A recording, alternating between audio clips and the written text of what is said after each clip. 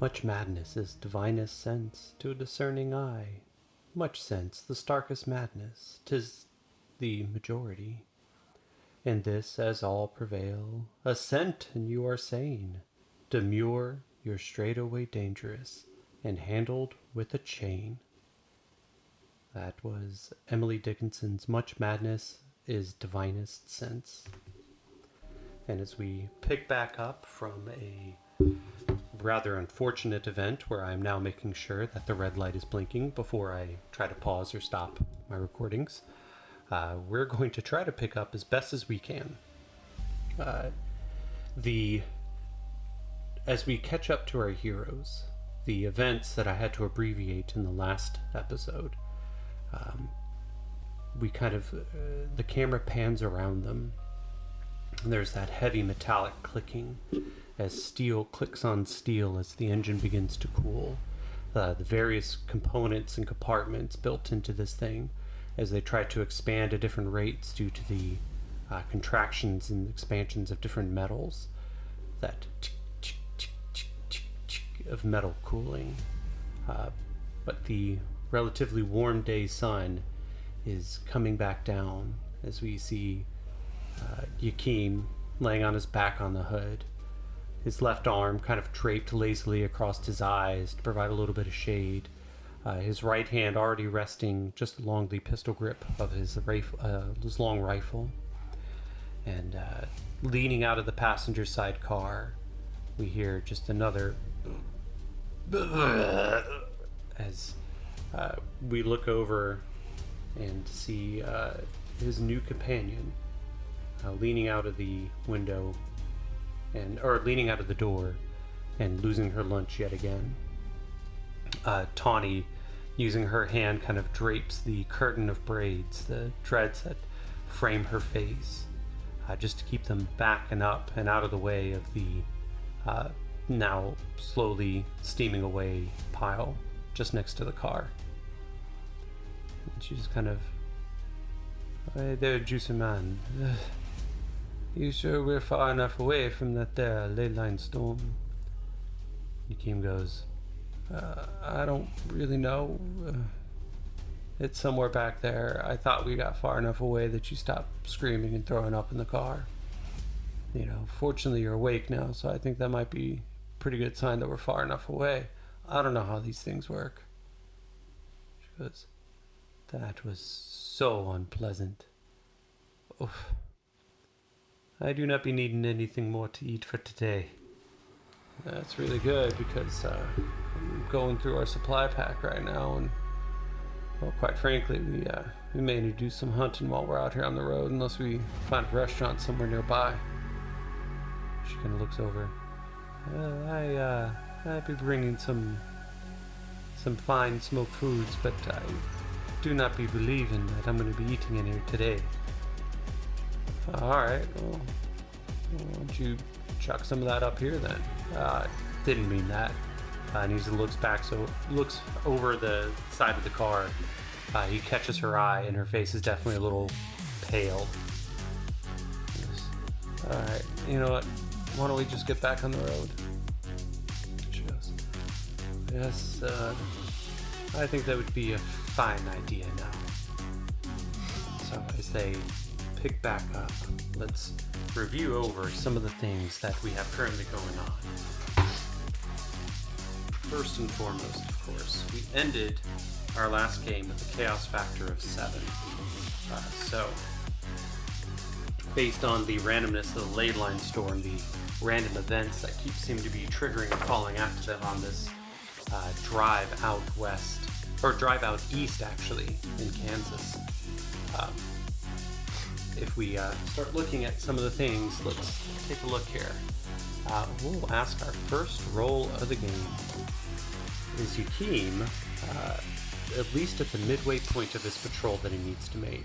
I haven't been tracking perfectly on the miles, looking at it more as an event-by-event, encounter-by-encounter scenario.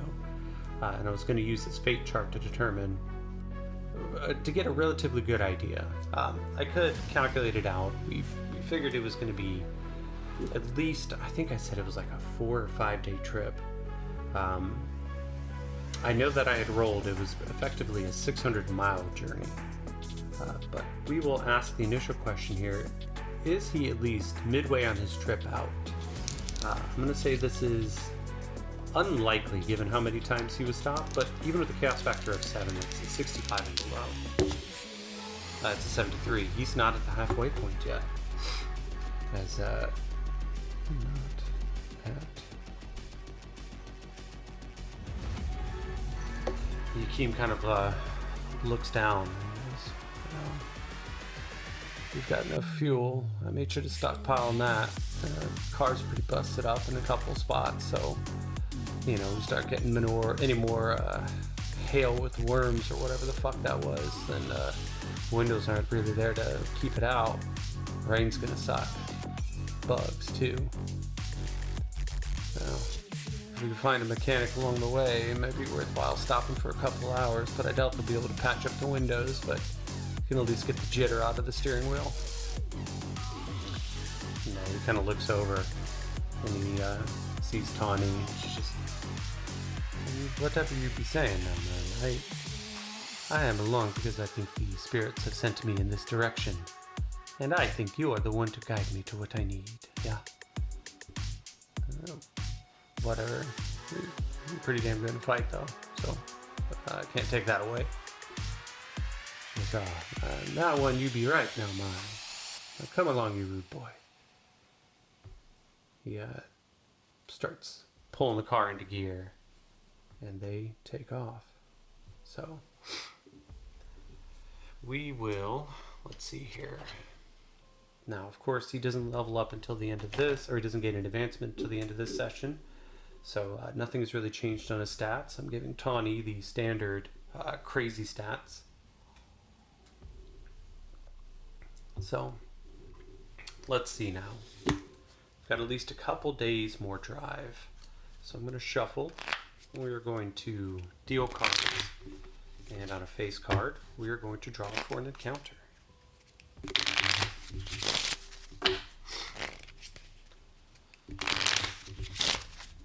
So in case you can't tell, yet again, we have been struck by a sickness in this house. Getting over on the far side of it, which is always a good thing because I have my voice back. Can't really do too much of an audio-only podcast without a voice. I guess I could have tried sign language, but I don't know it that well, and that doesn't really translate too well. But if you hear me stop to sniffle or pause the recording every now and then, just know that it's because I'm trying to save you from the weird sounds of the end of a cold. So let me grab the first couple of cards. First card off the deck is a 10 of diamonds, so no encounter there. Second day is the 9. The last day here is the 2. So the next few days go without any serious encounters, which is good for these two. The conversations, of course, as they build up, eventually become almost a little head-spinning and confusing for Yakeem. That first day all the way through after the encounter with the ley line. Yakeem, you said you're a Psy Stalker? Everybody in your tribe, they do what you do? She goes, that's kind of a rude question now, don't you think? No, I had to be out here hunting for them Simvan and any other creatures that be coming their way. See, my tribe, we are not too, they're not too strong now, and without me there, I have to make sure that they are safe. And so, why are you hitching a ride with me? I think you might be the one to help me find what they are safe with. Okay, so you're on a quest or something? You trying to find something that's going to help keep them safe? I think with just you there, they're either going to be safe or in even worse trouble than they were before. She goes, yeah, I do tend to be getting in trouble now, but I also be thinking that there's something of great power hidden out here. And I think I might be just the one to find it, yep. And I think you there, rude boy, you might be the one to lead it. You seem to be one who fights like the devil. Well, I don't really fight like the devil that I know, but, when juice kicks in, fighting's at least easy. She goes, ha. That's exactly what you be saying, devil boy. Now, let's see. As they stop to rest, get their first full rest that night along the road, I'm going to say this is 50-50. Does Tawny's hindrance, her crazy psychotic break hindrance, come into effect? That is an 88. So that is a no, which is good. It's doubles, but it's not doubles that goes over the fate chart. So that is especially good for our heroes right now. So as that first night comes to a close, they pull over and Yakeem goes, alright, do you want first watch? You want me to take first watch? She goes, why don't you take first watch? I still need to bandage up a little bit. And he looks over and she's replacing some of the gauze around her arm where it had been severed, and she just reattached it. Some of the strings are beginning to hang out where the skin is beginning to push it out, but not enough of it is fully reattached it to her arm, though she begins to flex fingers that seem to have more life in them than they realistically really should. He just goes, that's so fucking weird. Alright, you go ahead and get some shut-eyes, a bedroll, and there's a bedroll back there if you need to sleep out under the stars. I might just do that. So she goes and lays out the heavy Milky Way overhead. Yakeem just kind of keeps one eye open, scanning around the horizon, watching for any breaks or changes, anything that might signify somebody's approaching. He occasionally lifts his rifle up to his eye. Let's see here. Let's give him a notice roll just to see if he finds anything of interest. He's got a d6. Oh, that explodes. With the rays, though we are in dim light. Yeah, so I'm going to say that I think dim light is at -2. I can check that in a little bit. So it's at least, it's a success, no rays. But as he kind of scans around, he thinks he sees quick motion. Kind of raises his gun up to his, raises the stock up to his shoulder just to get a good peering through the night sight. He flips it on and everything goes kind of that neon green. So now I'm going to give him a survival check to see if he knows what that is. Again, this is affected by dim light, so -2. It's 4 and 1. Whatever it is scampers off through the dark pretty quick. He drops rifle. He goes, shit, this isn't the right one for it anyway. Liable to just leave little bloody chunks. I don't even know what the fuck that was that she offered me earlier. It was salty as hell. That was pretty good. I wonder if she's got any more. Might have to check in her pack. Nah, fuck that. I'll wait till she wakes up.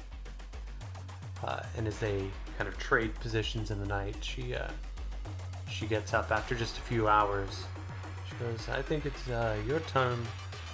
Why don't you go get into their blankets? He goes, are you gonna go crazy and kill me? Might do that. Alright, well just don't wake me up.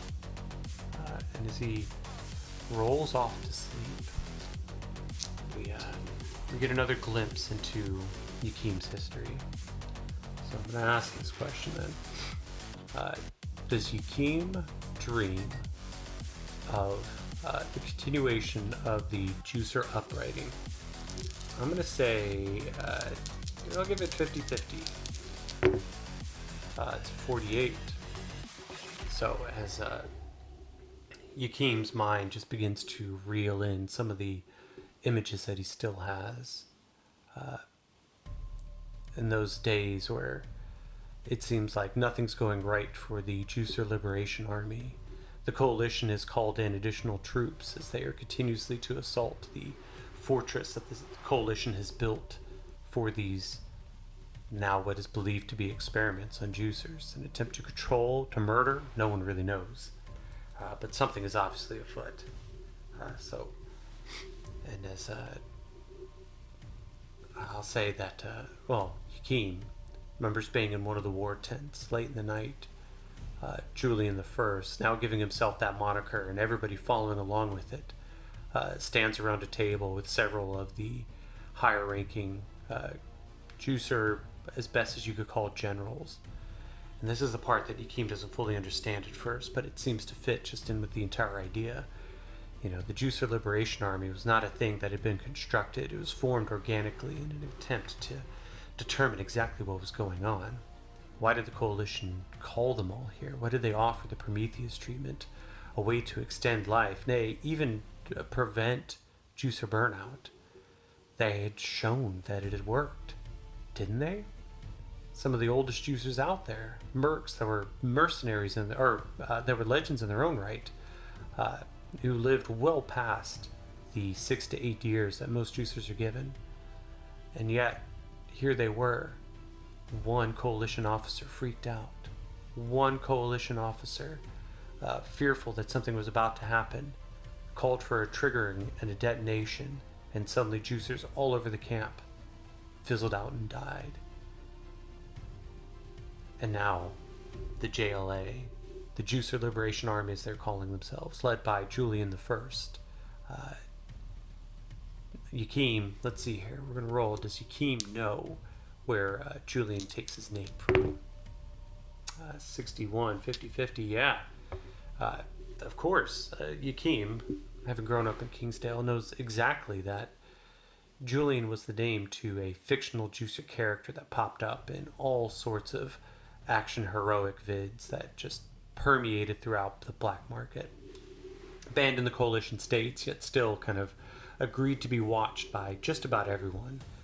This over-the-top action hero performing death-defying feats, but always with this promise that one day he may die. May he die with his fist gripped around the throats of his enemies.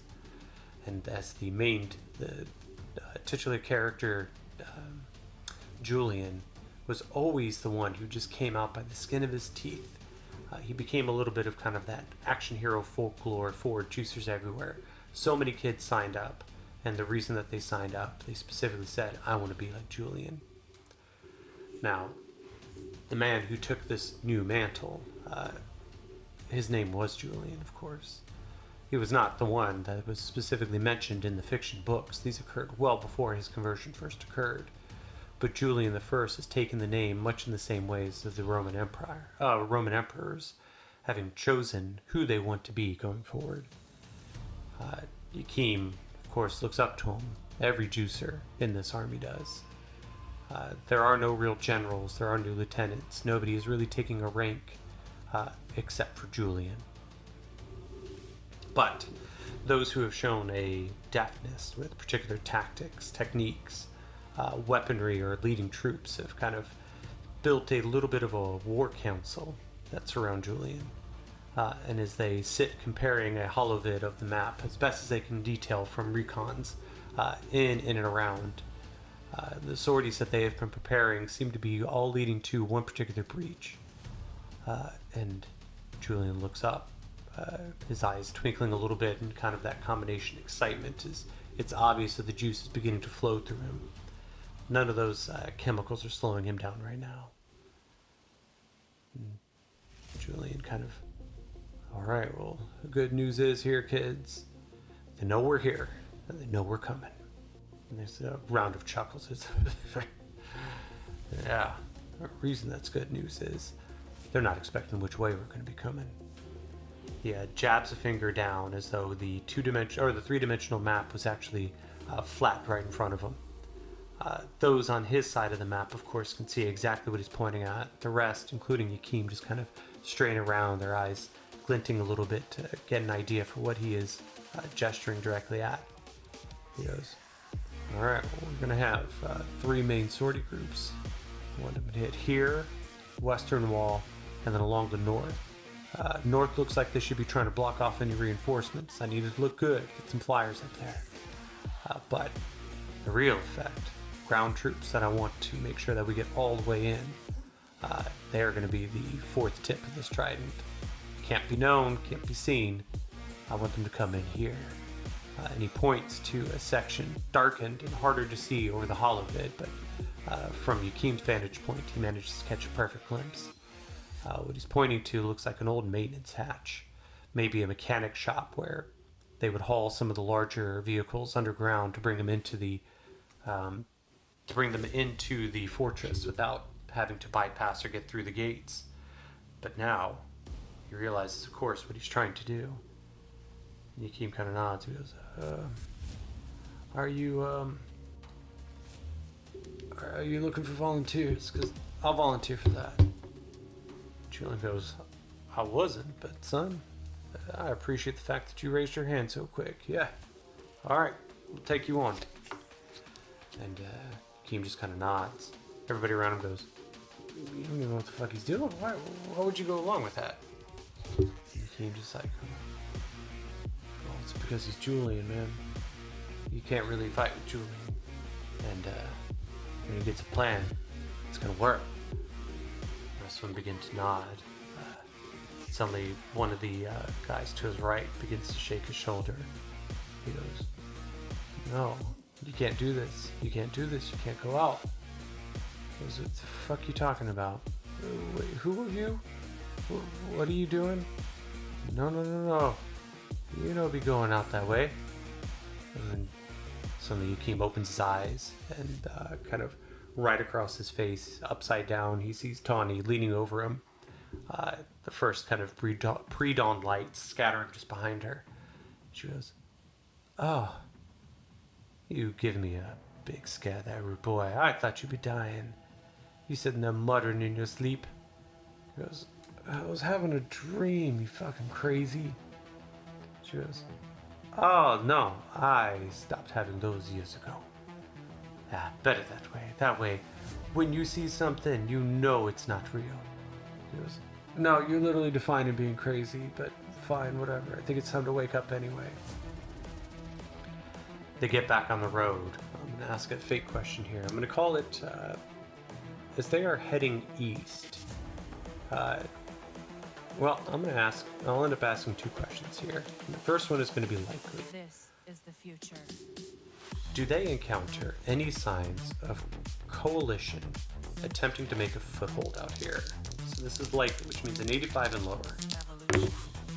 It's an 86. This particular path, This is the future. it would be prime real estate for the coalition states to start taking over. As they start driving through, of course, the coalition wants this. Everybody knows it's an hidden secret. But of course, they've got their hands currently busy with the rebellion in Quebec, combined with their attempts to really build the siege around the city of Tolkien. So I'm going to ask the next question, which is, given the fact that the coalition hasn't actually started taking over, I'm going to drop this down to a 50-50. But do they find signs of any village, civilization, or anything out here? 32. Yep. So I'm going to go over to the Rifts book, and we are going to build ourselves a little human outpost. Alright, so let's go towards the back of the book. Got contacts, outlies, encounters, emergency relief, arcane anomalies, settlement sizes. Alright, so let us build our first town here. Start with the D4, settlement size, it's a 1, it's a homestead, where 4 people live. Now, the tech level is 6. It is odd. Alright. We need to start writing this down. Future. So they find a Human era. homestead. Odd. 4 Evolution. people. Let's find out the denizens. Let's roll a D8. This is the future. 8. DB separatist. Well, that would explain it.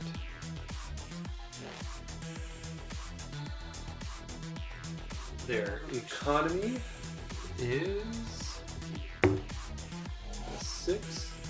Ranching.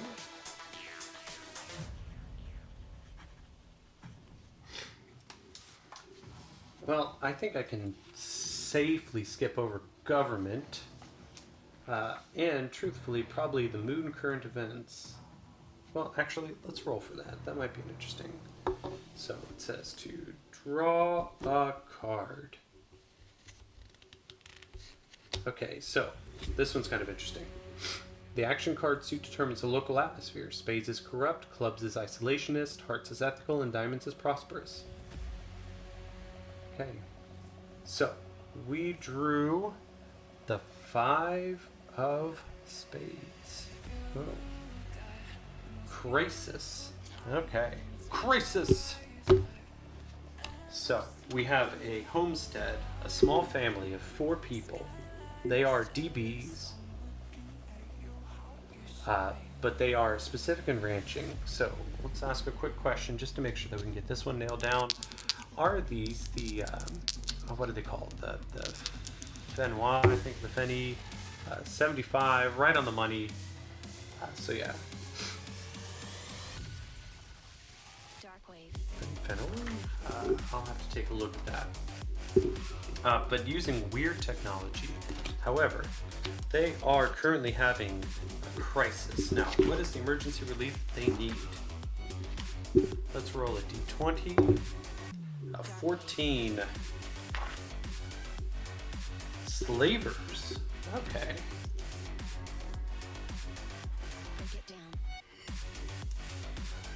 Roll a d6. 5. It is the black market.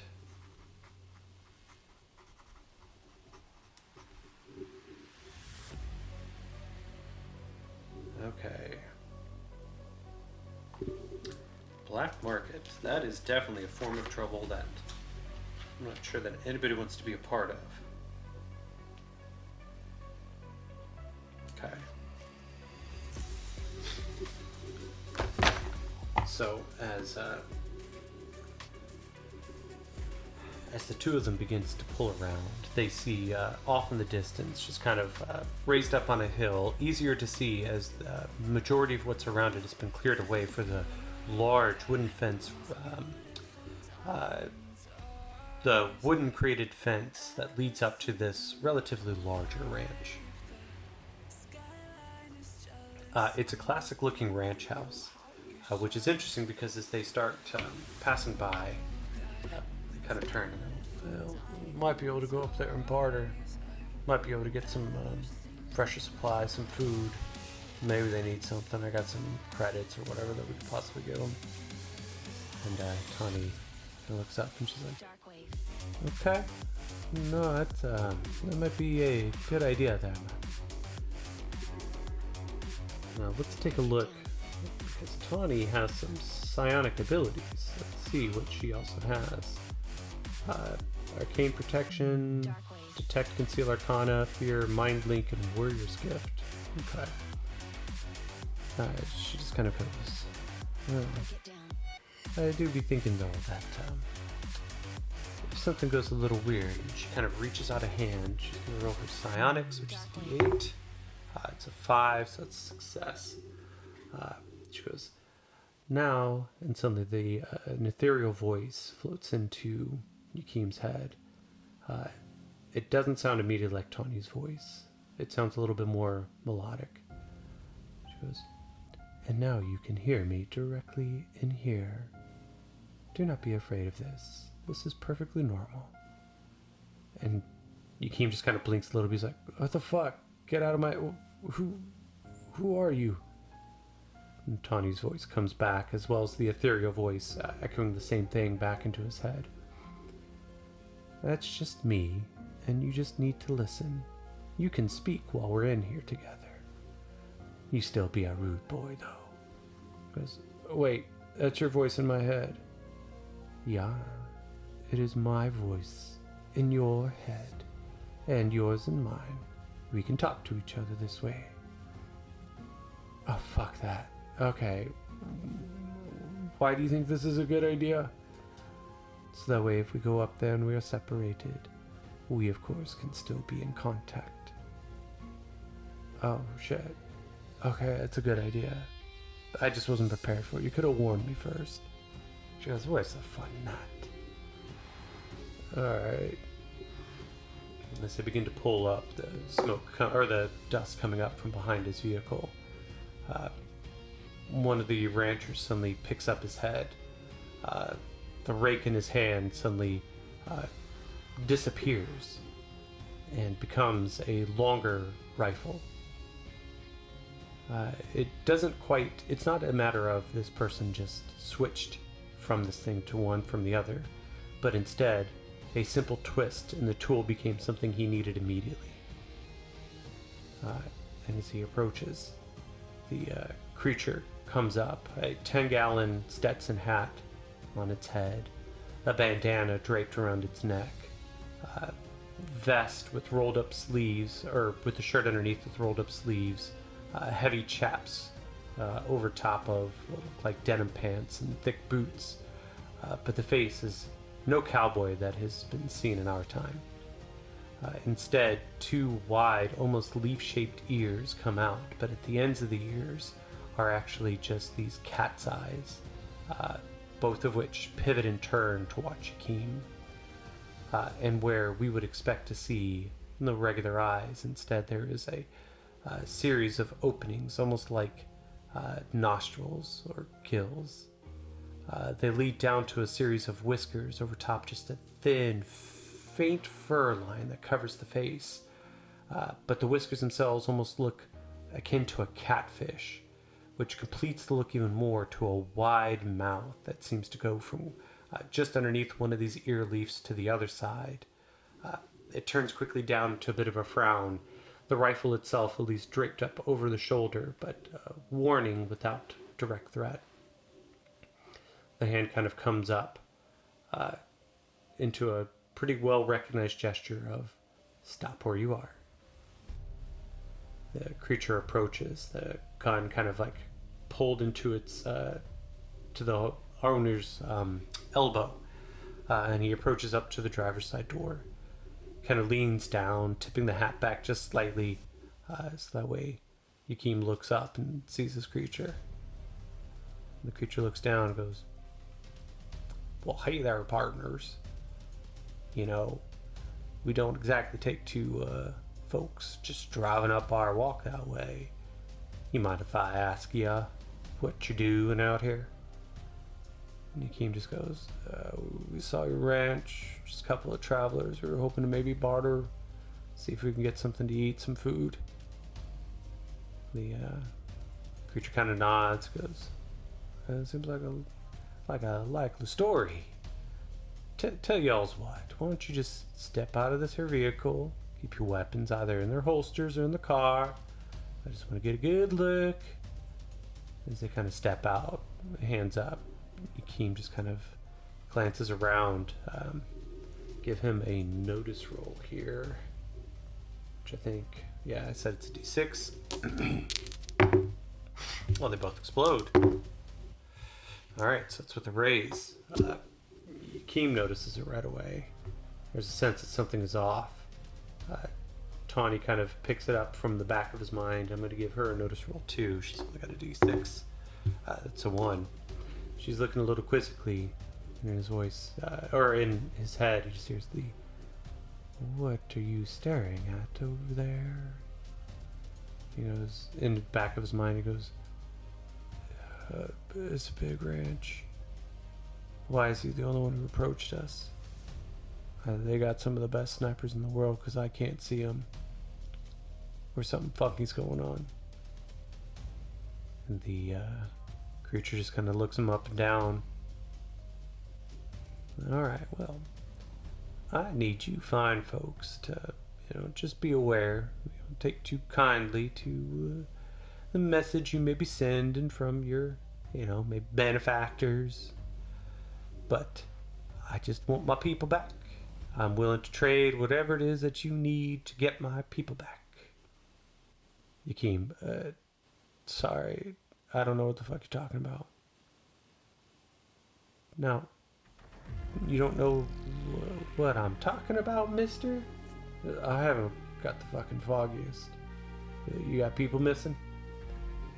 I'm gonna give Akeem here a persuasion roll, which is a d4. A 2 and a 1. He goes, well, now, that seems like quite a likely story. I mean, you all folks just came out here not too long ago, a couple days ago. Well, you took my offspring, and I quite like them back. So, whatever it is you need me to give you, just be sure to give my people back, and sure, we can trade or whatever you want to call it. Hakeem just... I just want to make sure I understand. You think that we are here to trade for your people back? You think we stole your kids? The creature just kind of blinks a little bit, a wide blink, given the fact that his eyes are on these long ear-like stalks. Well, didn't you? Nah, that's what I've been trying to tell you. I don't know what the fuck you're talking about. Well, why don't you pull your car right on up to the big building up there? Maybe we can talk here, fella. Alright. I take it you're not just gonna sell me some food? Why don't we talk first? Fuck. Alright. Come on, Tony, let's get back in the car. Let's find out what he wants. And as they begin to haul back up, the conversation that they're having in their head. Are we really going to take on something when you already have reason to be out here? Because I don't fucking know, right? If this guy might be the only one we could get some food from out here, and who really knows what else is going on? If he's got someone getting snatched up by slavers, the least we could do is at least check it out. Do you have a soft spot all the time like this, or is it just when there's kids involved? He goes, no, I don't like hearing about kids getting taken away from the folks, that's all. Mm-hmm. The creature invites him into a large table that looks like it had been curved by clay, but made completely of a single piece of wood. Weird long clawed feet at the end, and the tabletop itself almost seems to be like a wave in motion, despite the fact that it is completely flat, perfectly suited for whatever may occur on it. And as Hakeem just kind of sits down, he goes, it's a nice place. Thanks, there, fella. We found it. We've been fixing it up. We didn't really know that we were going to be out here for as long as we are, but here we are. We just want to be left alone. I get that. So do you want to tell me who took your kids? As well, I thought they might have been your employers, but see here, fella. We've been having issues with some of the folks who call themselves, they called themselves the Dark Hand of the Market. Excuse me.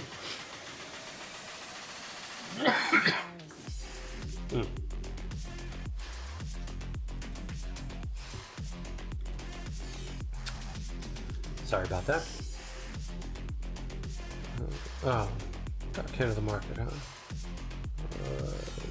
Let's give him a common knowledge roll. Yeah, of course Hakeem knows.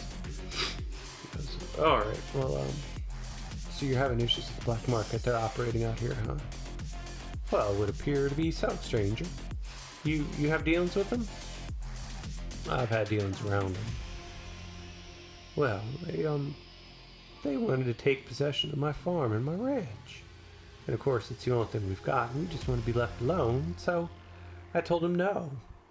And then, my mate and I, we got up, and well, our offspring are gone. I'm sorry, man, that really sucks. Thank you, stranger. Tell me, I'd be more than happy to give you some supplies to get you back on the road if you seem like the type, the two of you might be able to make a trade. Maybe get my folks back. He just kind of looks, and he looks over to Tawny. She seems to have a little bit of a wide grin on her face. And Hakeem just kind of, we're going to give him, he is a dedicated person. So I'm going to actually say it's unlikely that he's going to take on this just, rescue, but chaos factor of 7, that's still a 65 and below. It's a 9. Excuse me. That makes it an extreme yes. It's an exceptional yes, confirming expectation and beyond. Yakeem, how old are your kids, man? It's like, oh, well, the littlest one, he's not but 7 cycles old. My oldest one though, she's at about 14. He goes, oh fuck. No, kids shouldn't be away from their folks, man. I'll help you get them back. Do you know where I can find their headquarters or something? And he just kind of, oh goody. You serious? You're gonna go get my kids back? Yes. It's about a 3-day drive from here. He goes, please tell me east. Let's see. We're gonna roll for this. I'm gonna say 1 is north, 2 is south, 3 is east, 4 is west. It's a 1. He goes, no fella, it's about 3 days north. Alright. Well, it's still fucked up, man. And I get it. I'll get your kids back. You help us out with some food, right? Sure will, mister. It's mighty kind of you. He goes, alright. You have a contact? He goes, sure do. Let's go over to the names table, huh?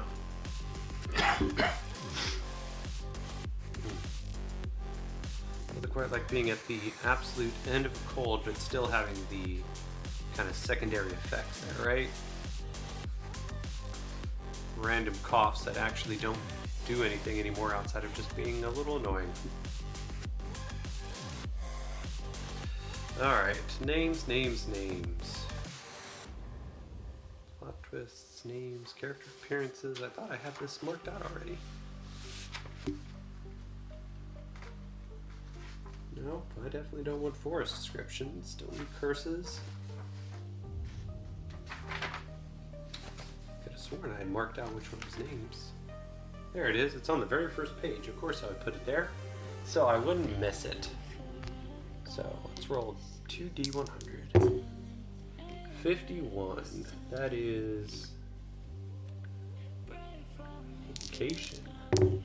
And 82. Tar. Location tar. Okay, no, I know how to do this. He goes, oh yeah, no. Fellow goes by the name of Kansas City Tar. He goes, really, Kansas City Tar? He goes, yes, sir. A couple day drive north. If you need any horses to get across that, I got my car, man. It's quite all right.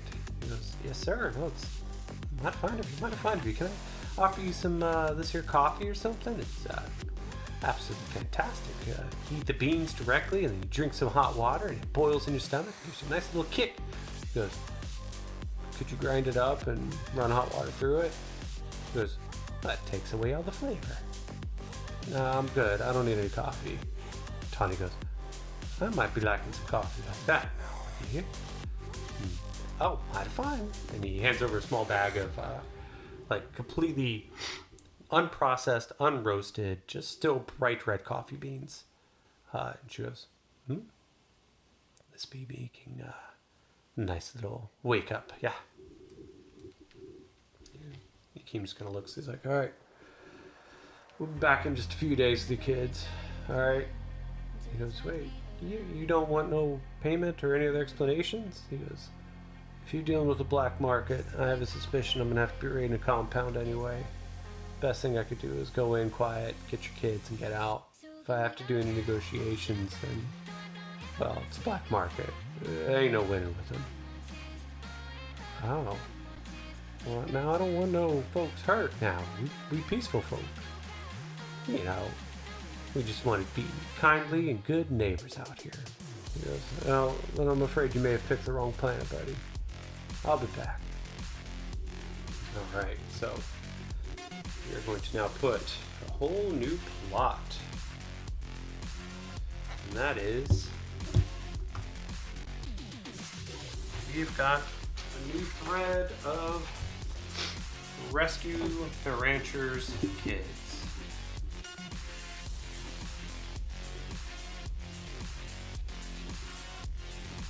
Alright.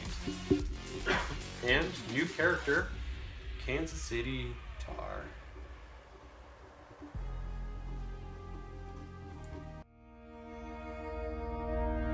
Please join us on Patreon at patreon.com/dyingsigh.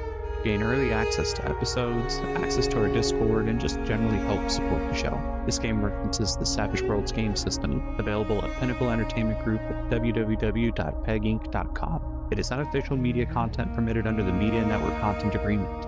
This content is not managed, approved, or endorsed by Pinnacle Entertainment Group. Certain portions of the materials used are the intellectual properties of Pinnacle, and all rights are reserved. Savage Worlds, all related settings and unique characters, locations, and characters, logos, and trademarks are copyrights of Pinnacle Entertainment Group.